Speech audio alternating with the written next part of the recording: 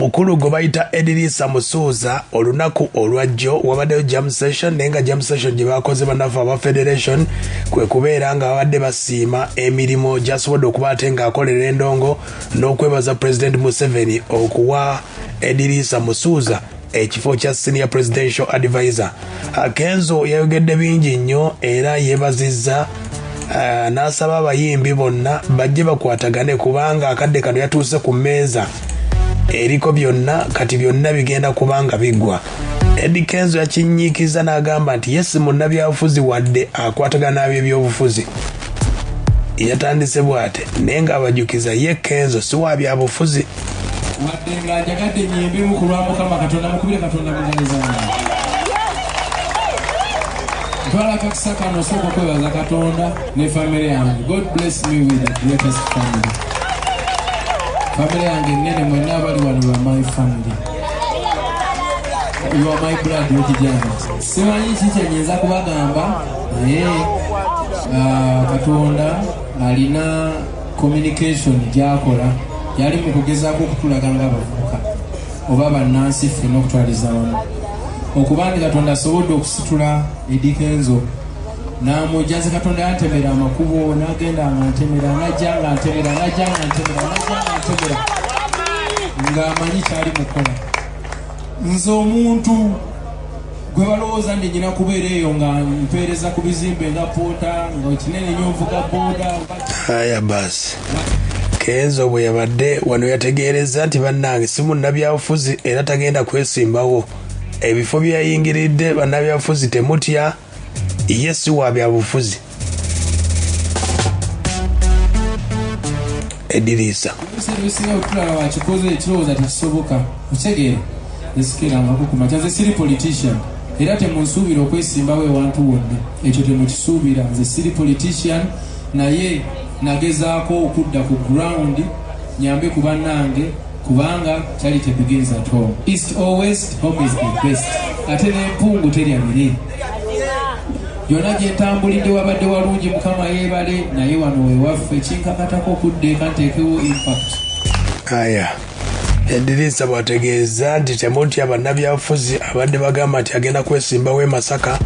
si bwe kiri kya bulimba. Kenzo agamba nti omulimu gw'endongo gubadde gufudde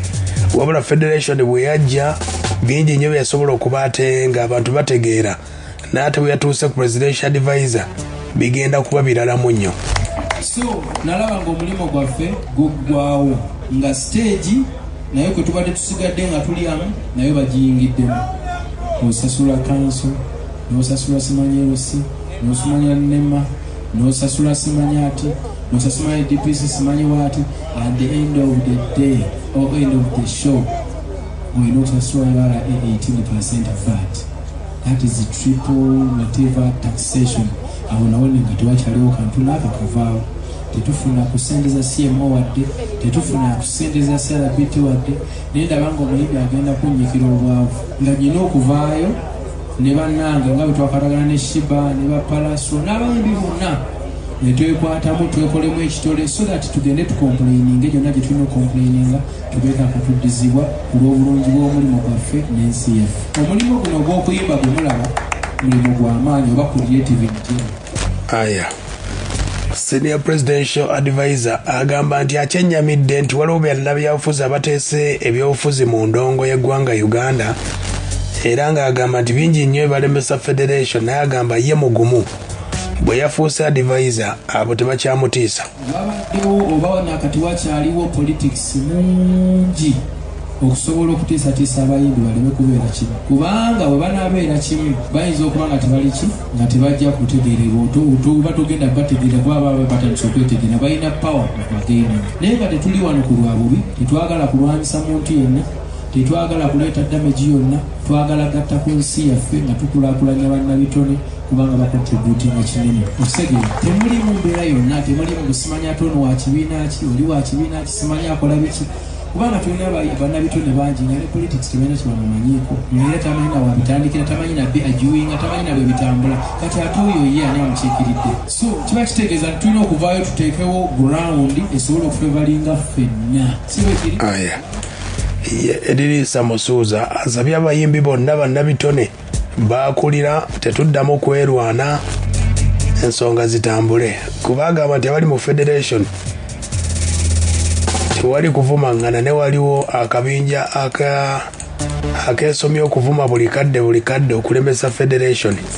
okutuula nayo netugigamba lwaki kino kingi lwaki kino tetukirina lwaki kubanga bebakola policy ate gwe otugamba tetugendayo kitegeeza oba totwagala si bwe kiri tebiriimu gamba bwate era ebbanga lyemuzze wano okujjamu session erulina lunaku lwetwali tubagambe nti muwagire gundi oba mwagale gundi oba mukole ki buli omu alina choice ye mu Uganda wano batongoza gwali mwaka ki buli muntu okuwagira ekibiina kyayagala aganaga gwali mwaka ki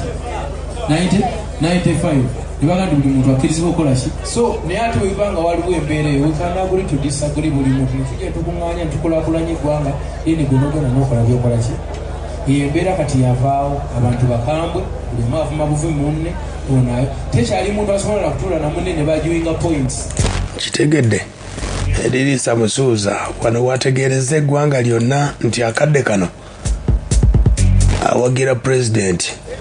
enzo okeera ku makya nembeera nga mpagira Museveni si kibi banange kibi si kibi osegera nawe okkirizibwa okwagira gwokola ki kwagala naye nze okusinzira ebintu bwendaba bitambula nyina etteeka erinzikiriza okubanga kwempagira ate kati naddala bwe kyatuusemu okuba nti naffe abaana b'abanaku atusembeza n'agamba kale namwe mujje tuwulire akati ate twagala nnyo ate okola ki naye ekyo kyange wamanyi naawe bwokola ki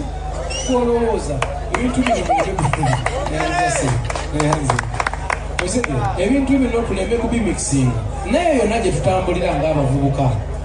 tuyomba buyombi kubanga abantu aluseresinga abali ku ludda oluvuganya nabo balina points zaabwe ate entuufu era bwe baba bajuwinga olaba nga balinamu points entuufu naffe olumu ze tulaba naye eddoboozi olireese liri waggulu oyagala kulwana n'abantu abantu bawemula abalala tebakola biki teri agenda kuwuliriza si bwe kiri ffe twakakkana ng'abayimbi netugamba katugende tuteese ne gavumenti maybe bwenaaba egaana akunasalegezi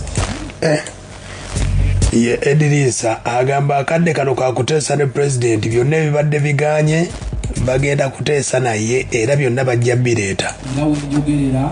pulezidenti Museveni yansembeza nanteeka ku high table esobole okudisikasingira creatives esobole okuba nga bafuna byonna byebagala aba movie ab'obutabo aba musiki basobole okuba nga eddoboozi lyabwe likolwa ki senga twali tuyomba buyombi byandituuseewo banensaba kano akakodyo ffe ketukozesezza nammwe mu kategori zammwe eyo yonna gye mukolera mukakozese bye mwagala bijja kufunika bijja kusoboka naye ebintu by'okwewemula buli omu awemule munne tebigenda kukola kubanga en Africa ffe tuli bantu bansonyi omuntu ajja kutya okuddamu naye ng'ataakoze eki ng'akubuusa so ebyokwewemula ebyokwekola biki tubiveeko tubeere ba intellectual ng'ovaayo n'oteeka point yo ku ttebo buli muntu n'akola ki amaloboozi gamu olumu malungi nnyo naye gaga n'owulirwa lwa nsonga mugaleeta muleekaanira waggulu Edrisa Musuuza agambye bannanga abayimbi tagenda bbali amuluuko wadde n'akamu era alengera ku pulezidenti Museveni muyimirize weebaze Eddy Kenzo kubanga bategeezezza nti Krismasi weetuukira copyright muyinza okuba abayimbi mugiina anansangira pulezidenti Museveni eyo omuneebalize okubanga ne geto yagijjukidde sigenda kubalya amuluku nze ngenda kwogera ekyo kyenyina okwogera ew'omukulembeze tusobole okuba nga buli kitwagala tukola ki nga tukifuna nze nkimanyi kijja kusoboka kuba bikoze eki bisobose ffe twesiba ku copyright naye wembabuulira amazima tuyinza okuyingira Krismasi nga kyekirabo kyebawadde bakuliative copyright lo kuba wenjogera omukulembeze lazemu n'atuwa weeks meka tuddeyo tutuule tuteese tulabe ewabadde waliwo obuganye kuba waliwo obwali buganye nga tulina okuteeseza wamu ffenna natugambe tugende tukuteeseze mu State House bwe tuba tubutuukiriza ate ekole ki egenda kuyita copyright lo naye copyright neeno ebembedde mu kolido bakulu baffe bassaamu n'abalala bagirwaniridde badde yagaana lwa nsonga abantu badde bakola ki bayomba buyombi naye bwabaawo ebyokuteesa kitegeeza tutaddewo ground ennungi aya Edirisa Musuuza agamba nti President byakabawaayo budde bonna zi studio zigenda kutandika mu branches 18 President yatandise bw'ati okubawa mubeera tugenda kumekinga sure nti kyamu